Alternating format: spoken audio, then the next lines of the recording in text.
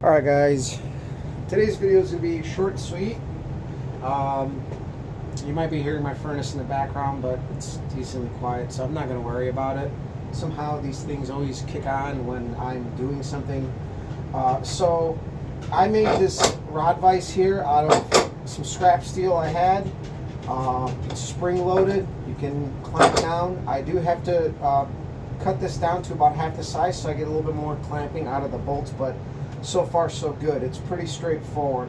I don't know if down here you can see I set up my micrometer to zero out my dial bore gauge, and yeah, it's kind of clamped on there. I need to get a little better vise for that, but down the road. Finnegan, what are you doing? Sorry, my dog's down here sniffing around.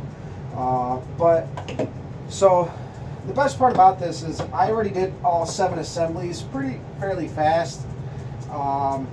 So right now, yes, I am using the Thinking Man's tool of the channel locks. Can't even think about it. So I'm gonna. You got to do these evenly. These go to 50 foot-pounds. They are ARP rod bolts. So what I usually do is, I don't necessarily go in equal increments. What I do is I kind of go by angles. And right there, we kind of matched it. So we've torqued our rod bolts. Now we're going to loosen these up. We're going to slide our rod down. This one we can just hand tighten because we're not going to put a big load on it or anything. So then we're going to go ahead, grab our bore gauge, and right on the money. It's at 3 thou. There was only 2 rods that were different, slightly different size. One was like 2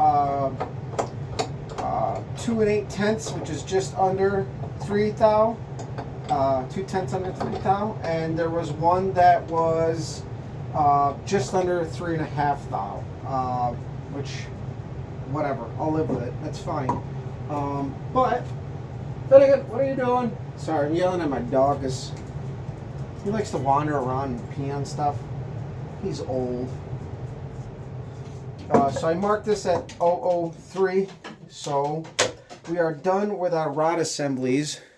And I'm going to go ahead and grab the phone. And we're going to go ahead and bring this assembly over here.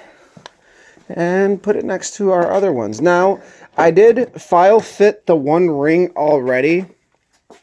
For this cylinder, the top ring was already at 25. I had to file fit the second ring at 30. But other than that, that's kind of, we're good. And then I did check the piston and wall clearance. I don't know if I mentioned that in the other video, but we are at 5 thou pretty much across the board, plus or minus a couple of tenths here. But our piston and wall is 5 thou, which these pistons you definitely... These are forged TRWs.